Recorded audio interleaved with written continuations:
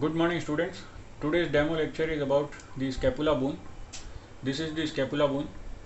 It is also called as shoulder blade. It is an bone of upper limb.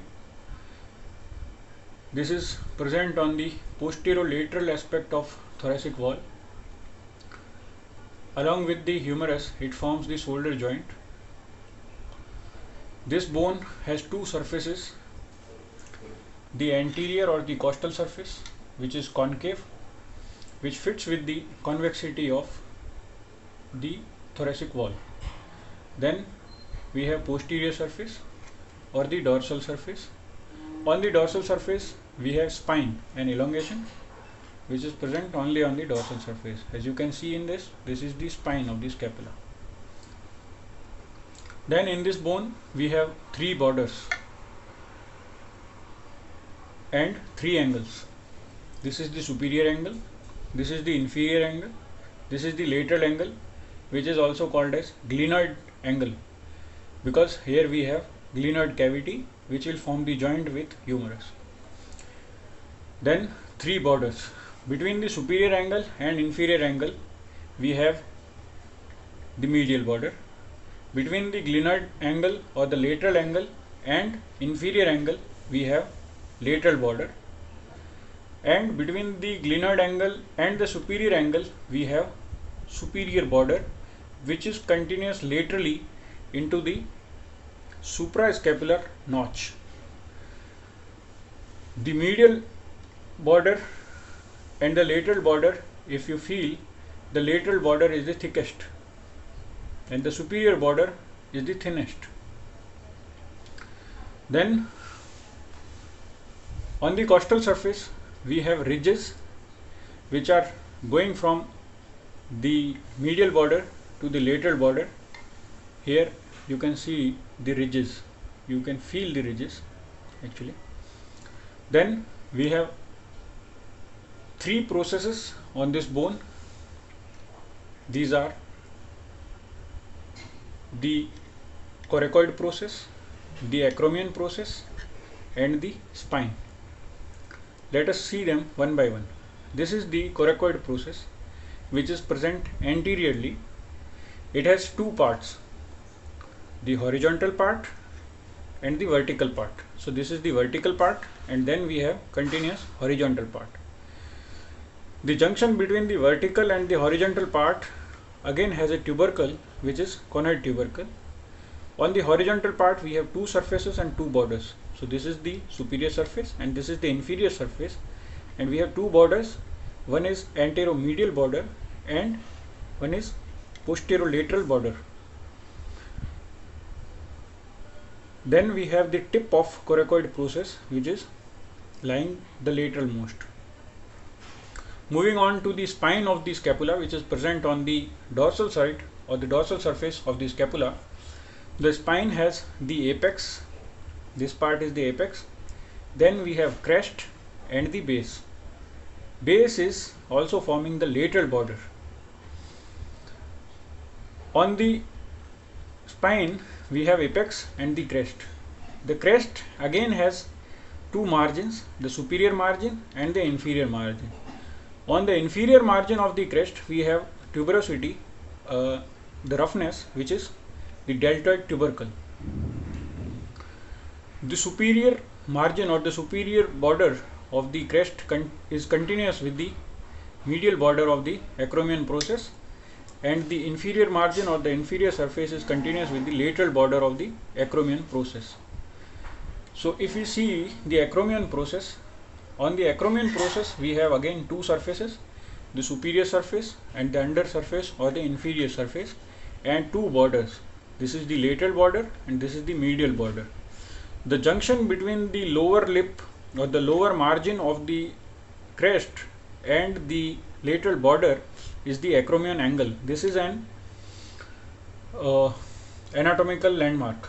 Then on the medial border of the acromion process we have articular facet, an oval articular facet, as you can see in this, which will articulate with the lateral end of scapula, lateral end of clavicle to form the acromioclavicular joint. as you can see in this another bone, this is the acromioclavicular joint. The bone is lying this way, and this is the clavicle which is articulating with the acromion on the medial border. So this is the acromioclavicular joint. Going back, the lateral angle of this bone will form the shoulder joint with the humerus, like this. So this is humerus bone, this will form the shoulder joint with the scapula. Now the side determination of scapula. For side determination, the lateral angle or the glenoid cavity will face the lateral side, will be placed laterally. Then the superior border is superiorly and inferior angle is lying inferiorly, and the two surfaces, the costal and the dorsal surface, the costal surface is placed such a way that it is facing anteriorly and medially, and the glenoid cavity is facing laterally, forwards and slightly upwards. So this is the anatomical position and side determination. So this is the bone of left side, and for anatomical position we will hold the bone like this, such a way that the glenoid cavity is facing laterally, forwards and slightly upwards.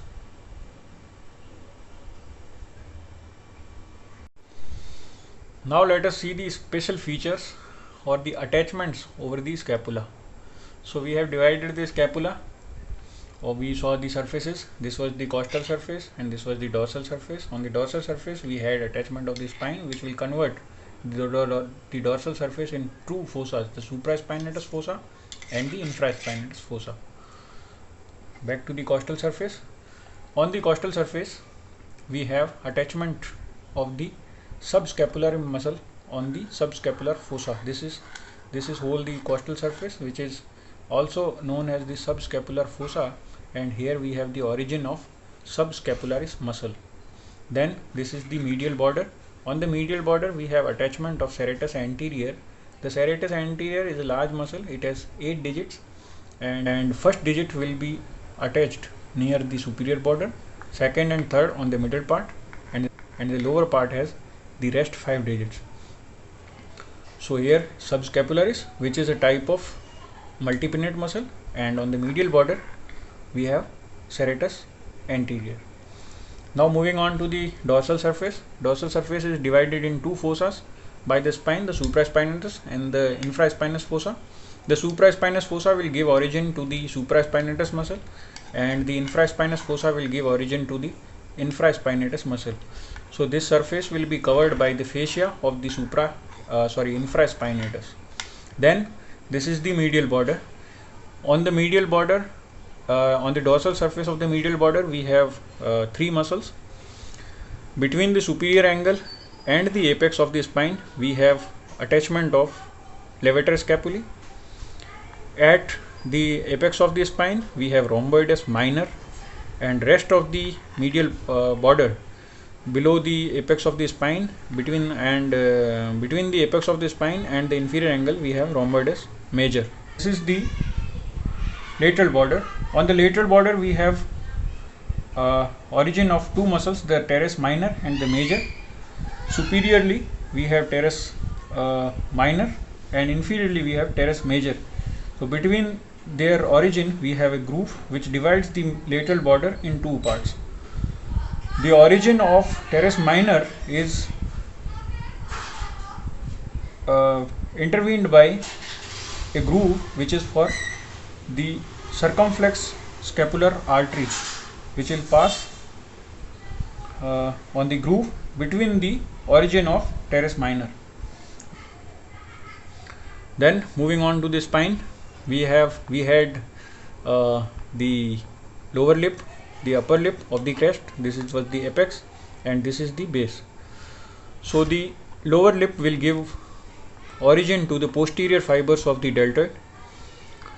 The upper lip will give attachment to the trapezius muscle, and as I told that the lower lip is continuous with the lateral border of the acromion process, So the lateral border of the acromion process along with the lower lip will give origin to the deltoid.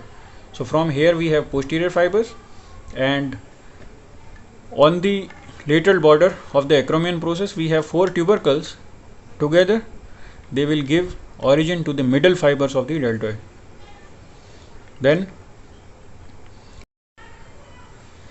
deltoid is an also example of multi-pinnate muscle.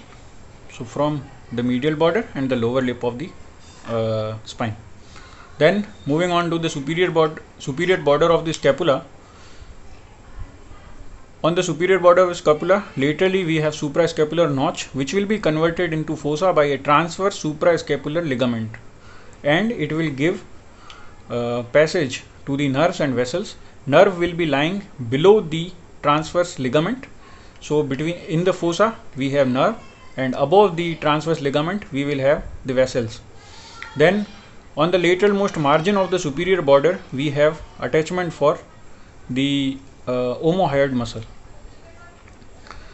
Then the nerves and vessels which are passing through this fossa, they will continue through this notch, the spinoglenoid notch, and they will enter the infraspinous fossa. Now let us see the glenoid angle or the lateral angle.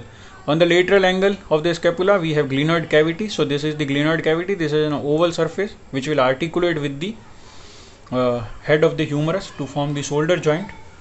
The upper and the lower ends of the glenoid cavity we have 2 tubercles, the supraglenoid tubercle and the infraglenoid tubercle.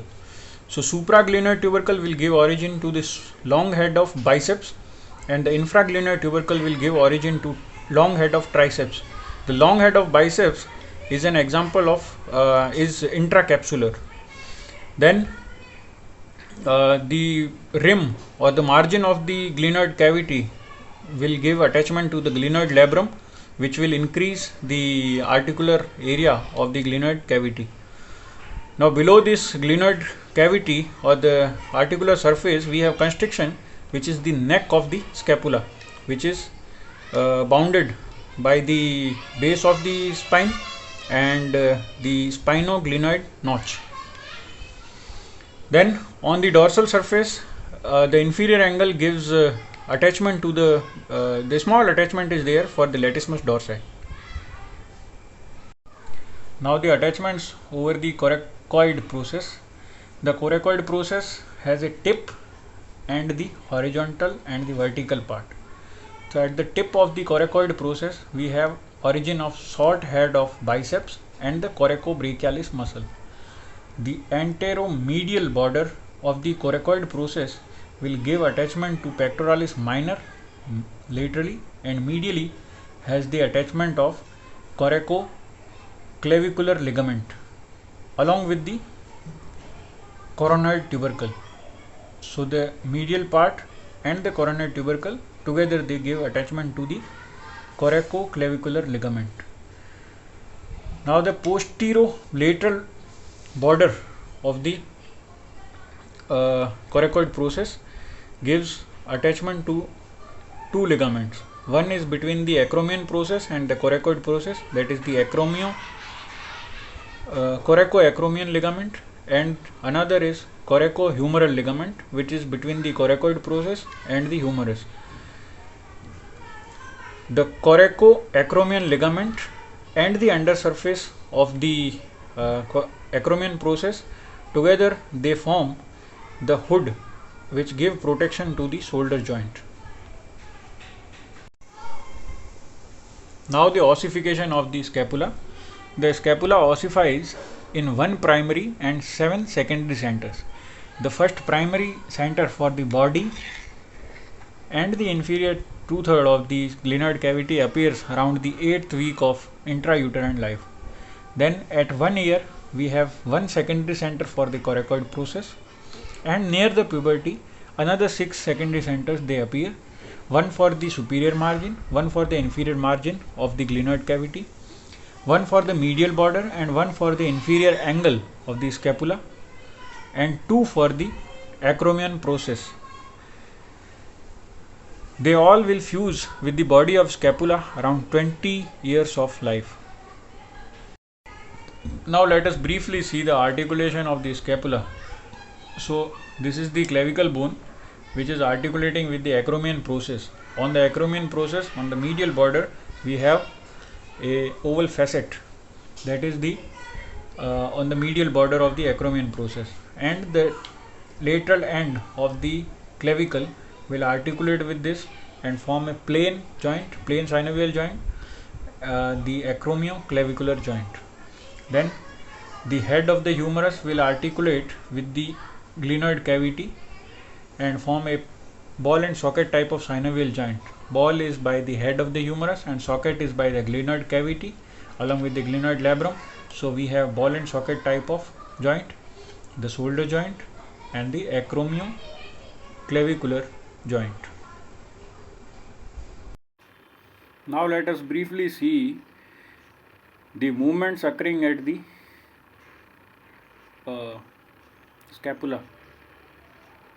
So they are elevation, depression,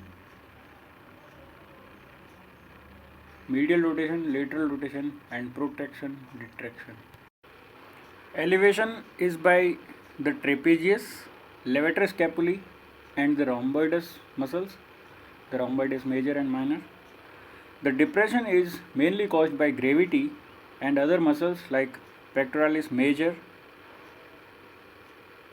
inferior sternocostal head of the pectoralis major, latissimus dorsi, trapezius, serratus anterior, and pectoralis minor. They all together cause depression of the scapula. Then we have protraction and retraction. The protraction is caused by serratus anterior, pectoralis major, and pectoralis minor, while the retraction is caused by the middle part of trapezius, both the rhomboides and latissimus dorsi. One more movement we have is the upward and the downward rotation. The upward rotation is caused by ascending and descending part of trapezius along with the inferior part of serratus anterior. The downward rotation is caused by mainly with the help of gravity and other muscles like the levator scapulae, rhomboides major minor, latissimus dorsi, pectoralis minor, and the inferior sternocostal head of pectoralis major. They all together cause the downward rotation.